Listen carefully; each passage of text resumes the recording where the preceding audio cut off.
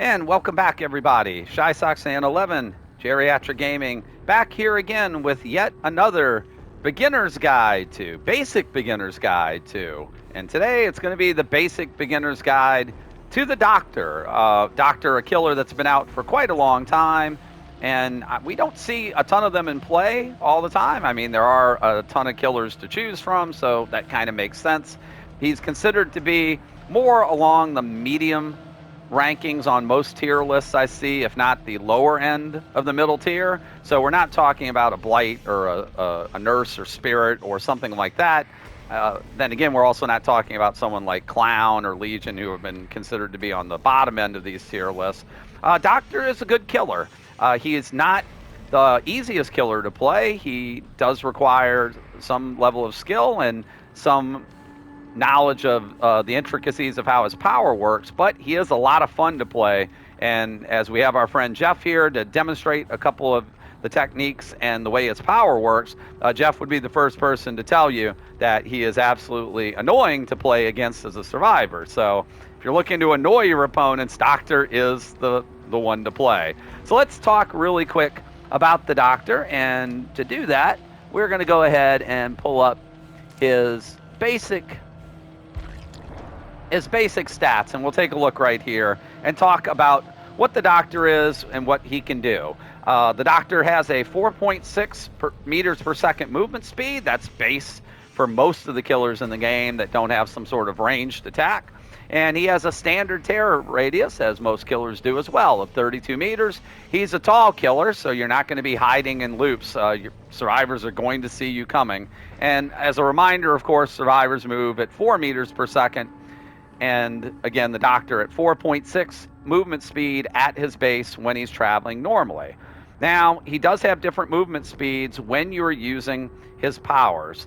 And we'll talk about his powers. Those are twofold. They are his shock therapy and his static blast. And those both have different uses and different times you want to use them and different ways you play with them. We'll get into that in a second. Let's talk about what's up there at the top, Carter's Spark, because that is part of his power, is the ability to put survivors into different tiers of madness. Each tier is going to affect the survivors differently, and the higher you can tier survivors up and keep them there, the better off you're going to be. So all survivors start off in Madness 0, with no madness effects whatsoever.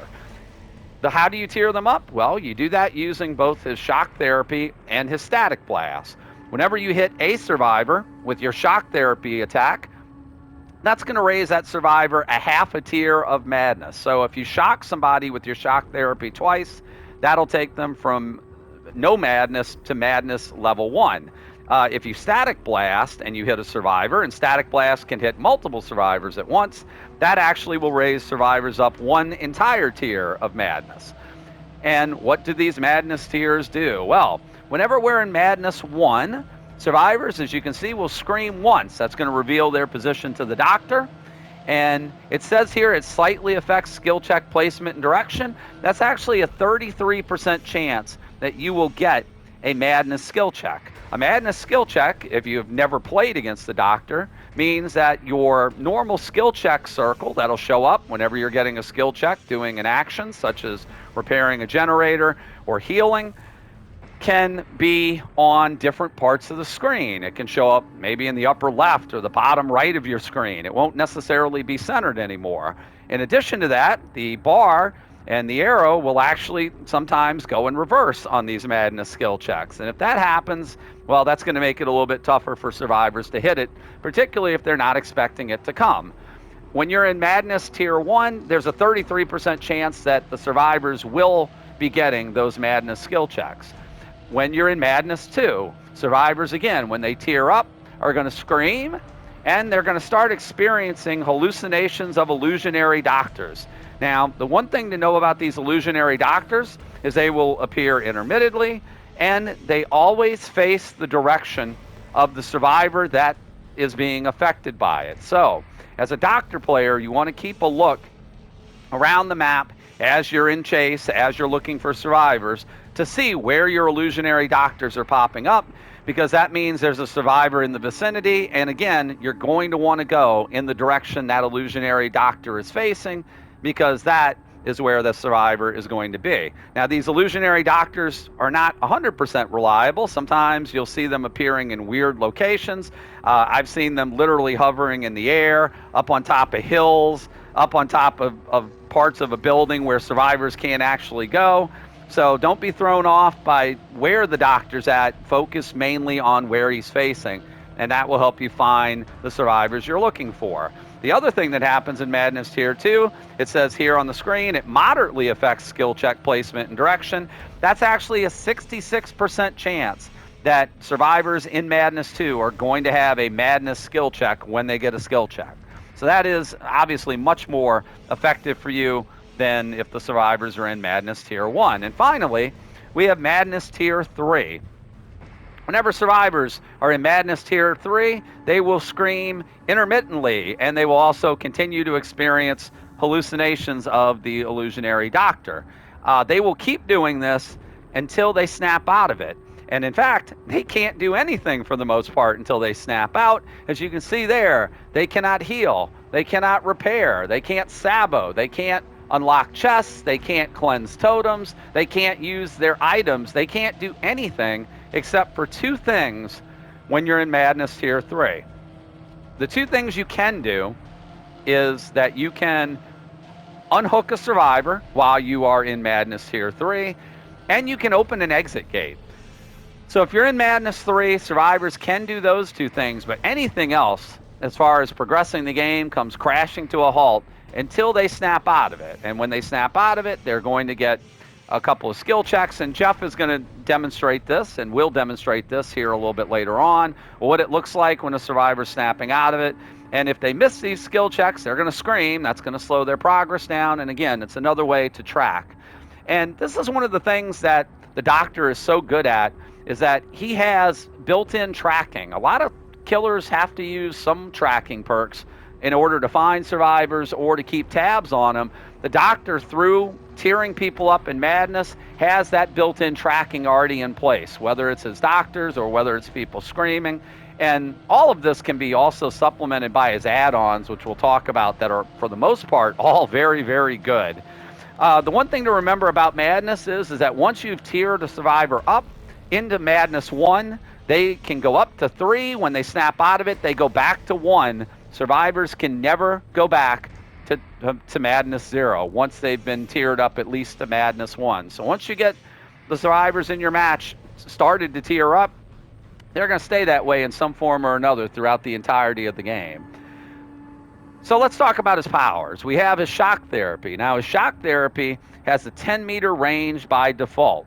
Whenever you're moving while charging your shock therapy, you're going to slow down from that 4.6 meters per second down to 3.08 meters per second. So that's a significant slowdown when chasing a survivor, and survivors are going to be faster than you while you're charging your shock therapy. Now, this is important because you don't want to use your shock therapy willy-nilly. You want to use it when you know you can land it and when it's necessary for you to land it.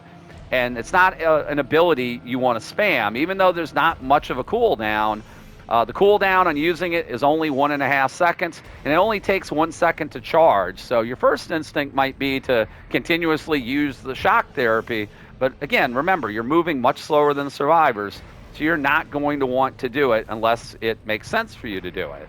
Now, why would you want to use your shock therapy? Well, not just tearing somebody up, but whenever you hit somebody with shock therapy, there is a 2.5 second period when survivors cannot perform any actions. And any actions that they are already performing, like let's say they're working on cleansing a totem, those actions are canceled. So let's say you see a survivor, let's say you have a ruin totem up, you see a survivor cleansing a ruin totem, and you're not sure if you're going to be able to get to them in time. If they're within range of your shock therapy, you can hit them with their shock therapy, and all of the progress they were doing on that totem is going to be erased. They'd have to start back from scratch and start from 0 again. More importantly, the shock therapy is very good when you want to interrupt actions like vaulting, going through a window, trying to vault back over a pallet. again, 2.5 seconds from when they get hit with the shock. And it's hard to learn the timing. It will take practice. It will take a lot of practice to get the timing down. I've seen very experienced players still mistime shocks because it can be somewhat imprecise, it feels like. Even with all the time I've had playing doctor, there are times I will miss my shocks and have it mistimed. But when you hit them, it can be very big, particularly if you're trying to cut loops off. And that's one of the powers the doctor really has that a lot of killers don't, is he can definitely shut loops off and get himself hits that other killers can't get, and shock therapy is the way to go about that. Now, his other power is the static blast. Static blast is something you're not going to want to use unless it, again, is the right time to use it in the match, because it has a very big cooldown. It's 60 seconds by default.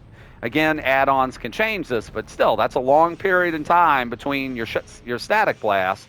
It takes 2 seconds to charge, and while you are charging it up, you move at 1.16 meters per second. So you're basically slowed to a crawl whenever you're charging your static blast.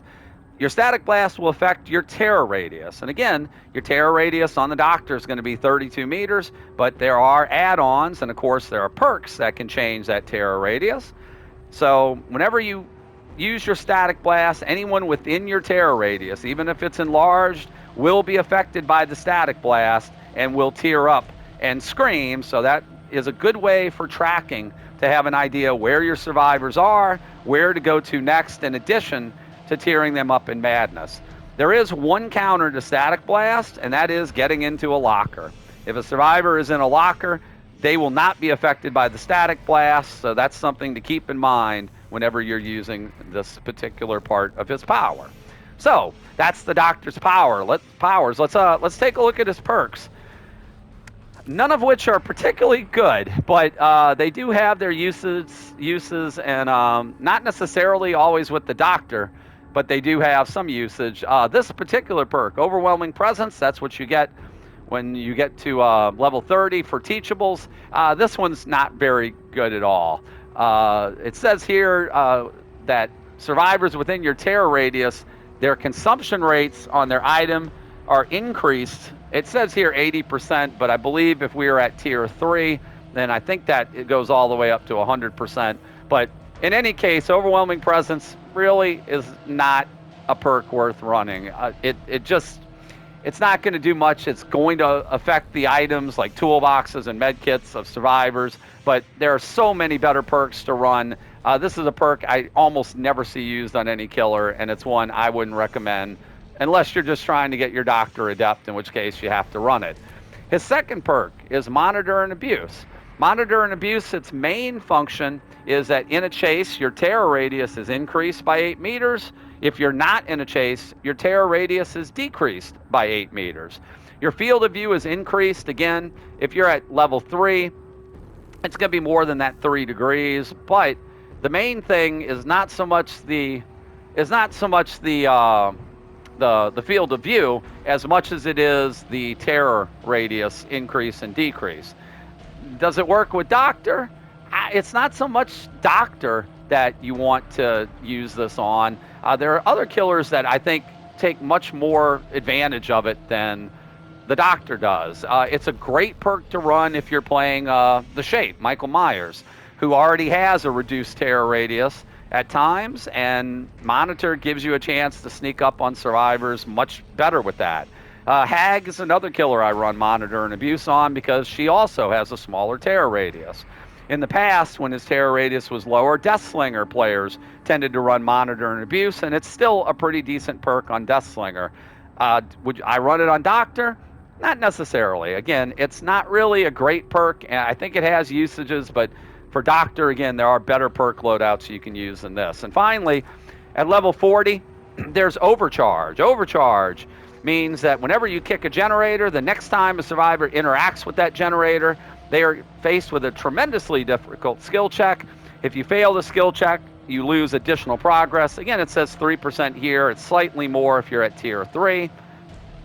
If they hit the skill check, there's no progress, but there's no generator explosion. Overcharge works against survivors that are not necessarily good at hitting skill checks, and it will work against survivors who aren't expecting the overcharge skill check. The difficult skill check is basically your decisive strike skill check. Maybe not as good, maybe a little bit slower, maybe around the same speed, but is nothing like the skill checks if you played against the new Sudoku perk Merciless Storm. If you played against that, we're not talking that level of difficult. It's simply one skill check that you have to hit. Again, very much like Decisive Strike. Really, really good survivors will hit that skill check. Is Overcharge a worthless perk? Well, at least with the Doctor, that Overcharge skill check might come in the form of a Madness skill check and be a little bit more difficult. But Overcharge is really not a perk I see run on too many builds by too many killers. But there is one with the Doctor that you could run it on, and we'll talk about that here in a moment. So, strategy whenever you're playing the Doctor. What you want to do is you want to tend to use your Static Blast for tracking. You don't want to use it when you're on the edges of the map. You don't want to use it right when you load into a match. You want to use it more in the middle of whatever map you're on, so that way you get the full radius and the full effect of your Static Blast. You want to use it kind of when you know where survivors are, just as much as for finding survivors, to make sure that you're maximizing it. There's nothing worse than being on a map, trying to hit your Static Blast, using it, and having nobody scream and realizing you've wasted it and you've hit absolutely nobody. In a perfect world, you use your Static Blast and you hear 4 people scream and you know that's successful. So again, you use it for tracking when you don't know where people are, but it's also equally important to have a general idea that that Static Blast is in the vicinity of some survivors, or else you're going to be wasting it. And once again, you're going to use your shock therapy mainly to cut off loops, but there are times that the loops are too big. And if you're just running over and over around a loop and hitting somebody with your shock therapy and you still can't get a hit on them, those are the areas where you're just going to have to just brute force your way through the loop, break the pallet and move on. Some loops are just too big because of the slowdown. Whenever you're moving with Doctor charging the shock therapy, sometimes it doesn't make sense to continue to try to shock. You're just not going to get a hit. What loops those are? Nope, that's going to come with time and practice to get a feel for whether or not the loop is something you can play or not. So let's talk about builds. Let's look at our build on Doctor, and I think we will have the last build we played on him. And your builds can vary. There's actually different types of builds you can use. The best build, I think, right now on Doctor features 3 perks, with your 4th perk being something that you can kind of play around with. Corrupt Intervention is a must on almost every killer these days. Corrupt will block the 3 generators furthest away from you for the first 120 seconds to start the trial. This will keep the Doctor, or any killer for that matter, from watching multiple gens pop before he can even get it down. Again, Corrupt, one of the strongest perks in the game, and definitely one that I would recommend to run on any killer, and is a perfect good way to start this Doctor build. The 2nd and 3rd perks are part of the killer meta right now, but they absolutely have great synergy with the Doctor and his powers. The first one is Scourge Hook, Pain Resonance. When you run this, you'll have 4 random hooks across the map. You'll see their auras in white. Anytime you hook somebody on that Scourge Hook, the generator that has the most progress will explode. It'll lose 15% progress at tier 3 and will start to regress. And if anybody is repairing that generator, they're going to scream, revealing their location, which will give you an idea of where you need to go to find your next chase. Dead Man Switch. Anytime you hook a survivor at tier 3, it will activate for the next 45 seconds. When activated, any survivor that stops repairing a gen before it's fully repaired will cause the entity to block the generator for the remainder of that 45 seconds. And again, you'll see those generators highlighted by a white aura. This has great synergy with Scourge Hook Pain Resonance, because whenever that gen explodes, the survivors will scream, they will let up on the generator, and Dead Man Switch will immediately block that generator and they won't be able to work on it any further. The other reason this is good is because as Doctor, with your Static Blast, you can get people off of generators. So if you have, let's say, 3 survivors and you've hooked somebody on a Scourge Hook, you hear a generator pop, somebody screams, you know 1 survivor was there, that gen goes white. You suspect the other 2 survivors are on other generators. You can use your Static Blast at that point to shock those survivors, they will scream and they'll let up off of their generators. And the doctor is one of the killers that can get multiple generators blocked with dead man's switch immediately. And that's a good way to halt generator progress down to nearly nothing while you get into other chases and potentially get other people on hooks. So this combo, which is, again, part of the killer meta right now for good reason, very, very effective on Doctor, who, again, doesn't just need to Scourge Hook. Even if you don't Scourge Hook, Dead Man's Switch is still going to work as long as you're hooking somebody, so you can still block generators using your Static Blast. That's something other killers just can't do. And finally, we were running Call of Brine. That's one of the new perks. Anytime you kick a generator, this will be active for 60 seconds. That generator will regress at 200% during that period, have its aura revealed to you. That's basically ruin regression speed. Once the survivor gets back on that gen and completes a good skill check, you're going to get a noise notification to let you know that somebody's back there. We've been running this, but we have run numerous other perks in this fourth spot. Other perks I would suggest, you can bring Sloppy Butcher. Again, you're going to have injured survivors. It's going to take them longer to heal. With Sloppy Butcher, longer heal times means potentially more skill checks that they can miss if they're in madness. And Sloppy's just overall a pretty good perk, even in the current Circle of Healing boon meta. But with the updates coming to the hemorrhage status effects, Sloppy, I think, could have some more usage than it's been getting of late. Other perks to run with Doctor for this build, Save the Best for Last. I guess we could highlight these. We'll take a look at Save the Best for Last. A lot of Doctor players run this particular perk, and we've run it ourselves on occasion. Let's see if we can find it. There we go. Save the Best for Last. Anytime you have this perk up and you hit somebody who's not the obsession, you'll get a token. For every token update tokens, it's 5%, a 5% stackable decrease on your basic attack cooldown, so it can go all the way up to 40%. You lose tokens 2 at a time when you hit the obsession at tier 3, but this helps you to recover very quickly, and with Doctor in particular, getting those quick attacks off can be very, very helpful, particularly if you're attempting to shock or you have people who are in madness and can't do certain actions. Getting multiple hits in a hurry, definitely something that works very well on him. Another perk you can run, and I've run it on Doctor as well, and again, mainly for the blood points, but it's a good overall perk, is Barbecue and Chili. Once again, every time you hook somebody, you'll get a token. If you get 4 and you hook everybody at least once, you'll basically double your blood points at the end of the trial. You'll get aura readings for survivors that are 40 meters away from you for 4 seconds after you hook somebody. This is pretty good with the Doctor because it also will help you to know whether or not you need to be using your Static Blast or not. If you hook somebody and you have Barbecue and you look around and you see no auras, that means that it's very possible, since 40 meters is the range, that the remainder of the survivors are in your terror radius at that given moment, which means it's probably a good time to use your Static Blast. If you hook somebody and you look up and you see 3 auras across the map, you know they're beyond 40 meters. And even with a lot of add-ons or with your other perks that can add to your terror radius, well, a Static Blast makes no sense at that point. You're not going to hit anybody. So Barbecue is another good perk that you can run on that.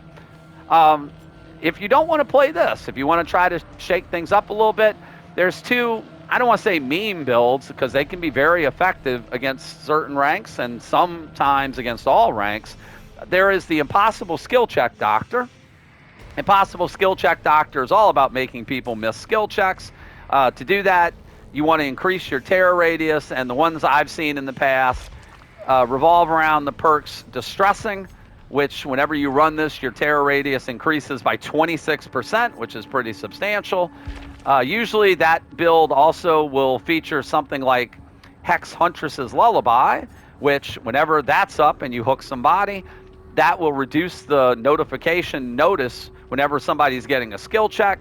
If you can get it all the way up to 5 tokens, your survivors will have no skill check warnings. And when you're dealing with the Doctor and being in madness and having those skill checks appear anywhere on the screen, that can lead to a lot of missed skill checks.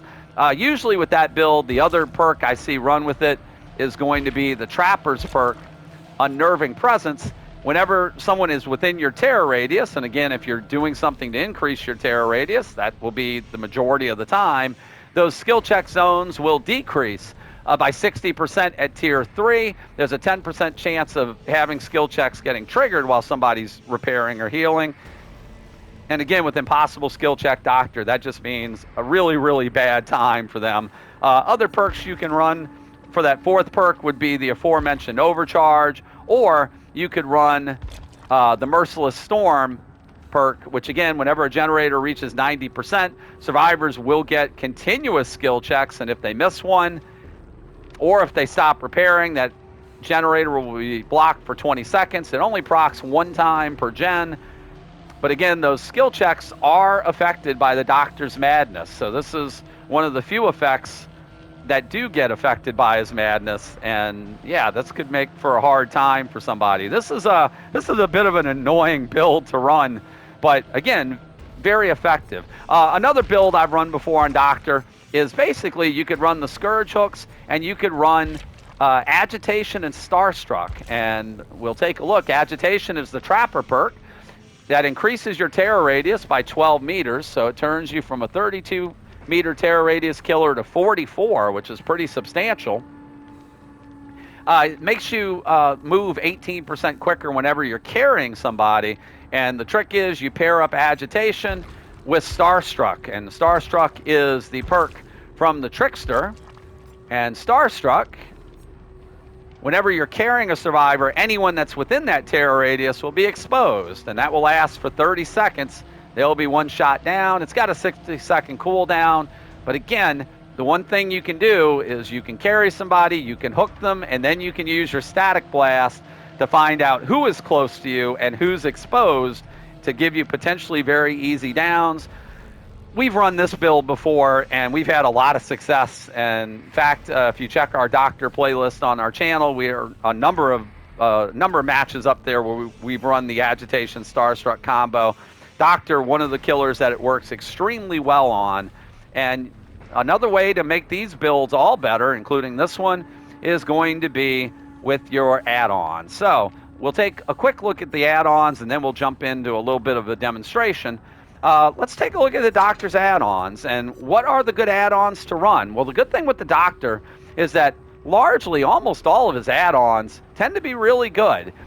His iridescents are very good. The Iridescent King is basically all of his add-ons put into one. That, not all of them, but most of them. You have his Calm, Discipline, Order, and Restraint add-ons are all in play. This will cause survivors to hear the illusionary terror radius from a distance. When in a chase, survivors will have an illusionary red stain and terror radius as if they were being chased. This is in Madness 2 and is constantly active in Madness 3, so you can have survivors who think that they're running from you and you're nowhere near them with this particular affliction. Broken pallets will be replaced with illusionary pallets that will show up until they're approached.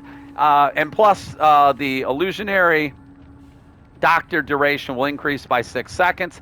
And you'll be able to see these illusionary red stains as well as the illusionary Doctors and illusionary pallets.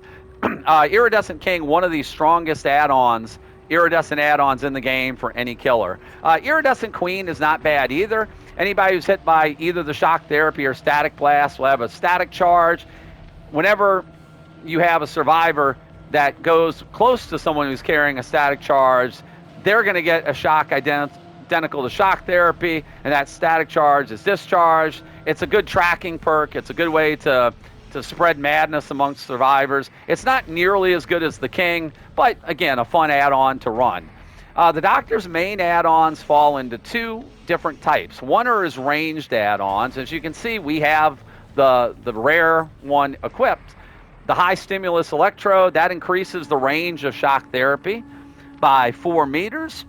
And as we said, the range normally by default is 10 meters, so 4 meters is considerable and can help you land your shock therapy where if you're not running an add-on, you otherwise wouldn't.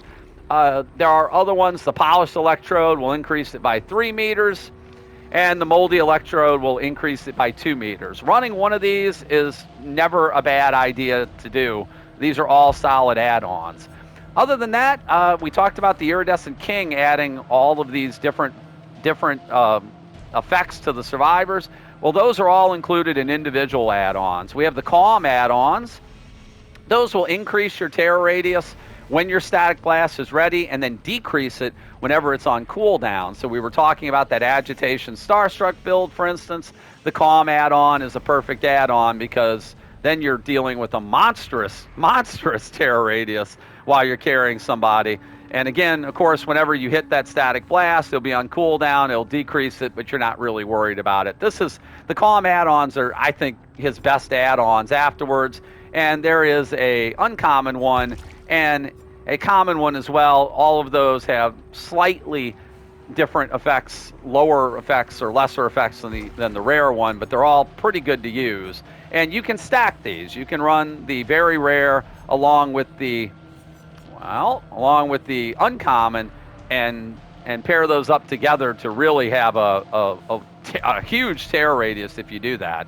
The discipline add-ons will basically give the illusionary red stain and terror radius that we were talking about earlier when you run those. The order add-ons will cause the broken pallets to be replaced by the illusionary pallets. And the restraint add-ons, anytime a survivor tears up in madness, they'll have their auras revealed for a few seconds, and this will cause the illusionary doctors to be increased and allow you to see it.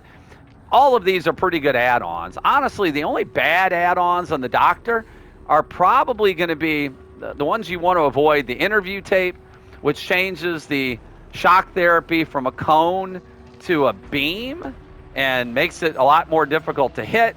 The scrap tape changes the shape of your shock therapy to a ring. I mean, stay away from these. Those are awful add-ons, terrible, and there's really no reason for you to run that. The only other add-on I would say that's worth running potentially would be the Maple Knight. It will show you the area of your shock therapy when you're running it. And once you play Doctor and you get used to using his shock therapy, you're not going to need this. But if you're just playing Doctor for the first time and you want to get an idea of how far your shock therapy goes, then this add-on isn't terrible to demonstrate that with. But otherwise, this is really for basically for new players. But if you look, I mean, that's a lot of add-ons, and really, other than the interview tape and the scrap tape, every one of the Doctor's add-ons is viable, and that is a rarity. So many killers have so many add-ons that basically are trash and aren't worth running. The Doctor, you can mix and match, and depending on what type of build and loadout you have, different ones will work better on certain builds than others. In any case, the Doctor, luckily, is one of the few killers that really has just a great bunch of add-ons, and you really can't go wrong no matter what combination that you want to try to use these in. So let's get into a quick match with our friend Jeff. He's ready to go. Let's just make sure that we go to a map that we're familiar with. We're going to go to the Dead Dog Saloon, and we are readied up. And what we're going to demonstrate is just a couple of things. We're going to take a look at the HUD, because being able to read the HUD and knowing what tier of madness your survivors are in is very important. And we'll take a look at hopefully trying to deny some loops and just showing just in general how the power works here. So again, Doctor is a easy killer in that he's a basic M1 killer, but he does have a high skill ceiling. The more you play with him, the better you understand his powers and how to use his powers, then the more effective you can be with him, particularly if you're playing up at a higher MMR or higher rankings or higher leveled survivors. That will come in handy to know what you can do and what you can't do with him. And we're going to hopefully illustrate at least a little bit of that here once we get into this map, thanks to our friend Jeff. So we will go to the saloon, and Jeff, if you can, just meet me out in front of the saloon by the pallet loop there. We'll just kind of start there, and then maybe move to Killer Shack after that. If the game loads, that's always a trick. Will the game load properly? Will we be able to get into even our practice match? Let's find out. But Doctor's fun. Doctor is a killer that I played early on in my playing killer days because I went up against him, realized how annoying and how difficult it was when I was a relatively new survivor. And yeah, that made me want to play him and learn him. And I actually have a lot of fun with him. Matches with him, even when I lose, I know are annoying for our survivors. So if this had been an actual match, we would have had a weird corrupt span. Hey, there's our friend Jeff. All right, so first thing we're going to do is we're just going to go ahead and shock Jeff with our shock therapy. And as you see, he screams once. Now, it takes two shots. Now, if you look at the HUD on the left, you note there is now a little bit of a pattern next to the survivor icon's head, and that means he's in Tier 1. That's what Tier 1 madness looks like. Before it was blank, now you see the status effects, so we know Jeff is in Tier 1. So if Jeff tries to do any repairing, he would have a 33% chance of getting a madness skill check. You saw he screamed initially. So what are we going to do? Well, we're going to static blast him. We're going to do this because this will level him up an entire... All right, now he's in Tier 2. As you can see, the portrait has changed again. We have the up and down staticky looking effect on him. He's in Tier 2, and again, he's got a 66% chance of having skill checks that affect him in the madness form. We're going to just shock him again here a couple more times. And now he's in Tier 3. Now, if you look in Tier 3, he's got the red stain in front of him. So if you're chasing a survivor in Tier 3, I'm going to back away before he tries to snap out of it. As you can see, we're a decent distance away. You can see that red stain. So, Jeff, try to snap out of it. Now, Jeff, if he misses a skill check, he's going to have to hit skill checks. Oh, wait a second. As you can see, he screamed right there. We were looking at ourselves there for a second. So, yeah, if he misses a skill check, he'll scream, and that will notify you and let you know where he's at. So, hold on a second, Jeff. Did you snap out of it already? All right, let's. I'm gonna do it one more time. Hold on, because I want to get away from you. So he went back to Tier 1. He will not go back to Tier 3. So don't snap out of it yet, Jeff. I'm sorry. He will not go back to Tier 0. He will always stay in Tier 1. So Jeff missed a skill check. As you can see, we're way on the other side of the saloon. You can see his silhouette. That's from him missing a skill check. So if survivors are trying to snap out of it and miss one of those skill checks, and there's our illusionary doctor that just showed up. We could see where he was at. The illusionary doctor was looking right at him. And like I said, that right there are good tracking perks. And you saw, again, our illusionary doctor was standing here looking at him right there. All right, let's try to... So if we play around the loop here, you want to try to aim slightly in front of where they're going. Again, we have the range, and at that point, just not going to be able to necessarily drop the pallet if we play this right. So right there, as you can see, he was kind of spinning around the pallet right there, and that's mainly because he has the 2.5 seconds. We hit him with that shock therapy right before he got to the pallet. And because of that, he was not able to drop the pallet, which allowed us to go right through the pallet and hit him. A lot of times, you'll see survivors hang around the pallet trying to drop the pallet, even though they can't. And that's a good sign if you've done that. We'll let you heal up, Jeff, and then we'll go to the Killer Shack. Killer Shack is going to be one of the strongest loops on any map. As long as Shack pallet's up, it's definitely one of the strongest loops on any map. So again, try to vault the window, Jeff. As you can see, I'm guessing you couldn't vault the window right there, right? Now there, we waited too long to shock, which is why he was able to vault the window. So you want to try to get them... Well, he did a good job dodging there. So there he was, potentially unable to drop Shack pallet. But again, if you're too late, then you're going to be able... They're going to be able to drop whatever they need to. So here's a neat little trick. We're going to chase Jeff this way. We're going to watch him. We're going to watch him drop Shack pallet, not do that. All right. When he's in the shack, we know what he's doing. Windows blocked. Hey, he can't vault that pallet any longer because we hit him in that period of time. So as you can see right now, if he tried to vault, he wouldn't be able to.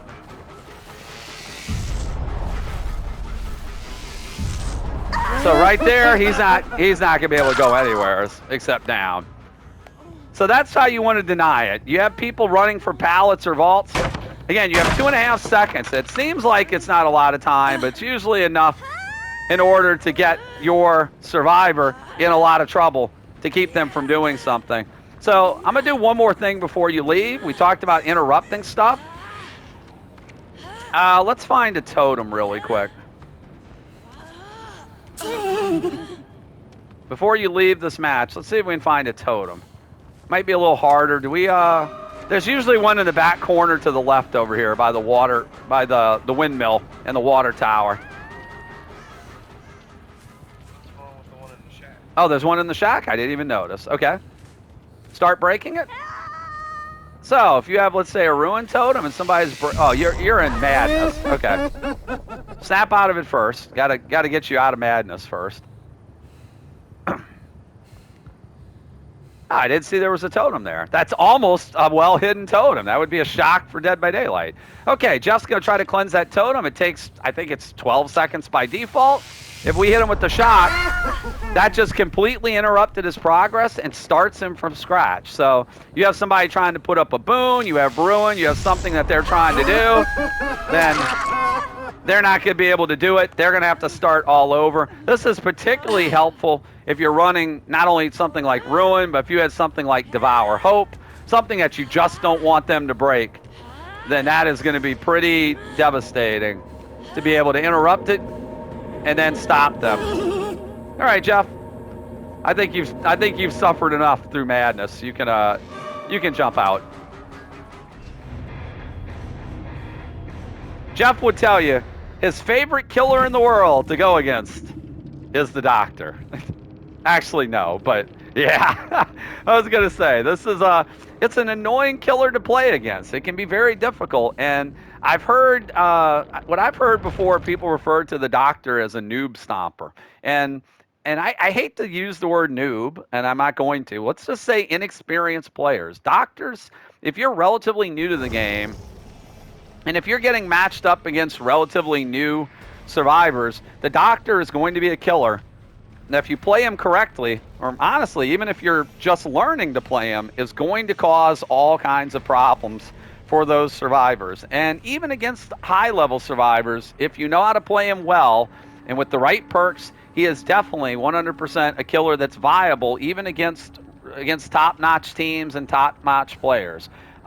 Is he, again, the best killer to play? Is he the strongest killer to play? No, but he is, I think, one of the more fun killers to play. Maybe not against, but definitely to play, and can definitely be effective. And hopefully, what we've gone over in this guide will help you to be a good Doctor player coming right out of the gate if you're just learning how to play this killer. Hope you enjoyed the video. Please check out, we have our other guides. We've done one on the pig. We did an addendum to the pig. We've done one on the wraith. We plan to hopefully do some more in the future, but I hope you enjoyed this basic beginner's guide to playing the Doctor. Anybody has any questions they'd like answered, feel free to post something in the comments, and I'll try to do my best to do so. And please keep checking with us. We release new videos on the channel on a daily basis. I hope you enjoyed the guide. I hope it was helpful, and we'll see you in our next Dead by Daylight, everyone. Thanks again, and have a great day.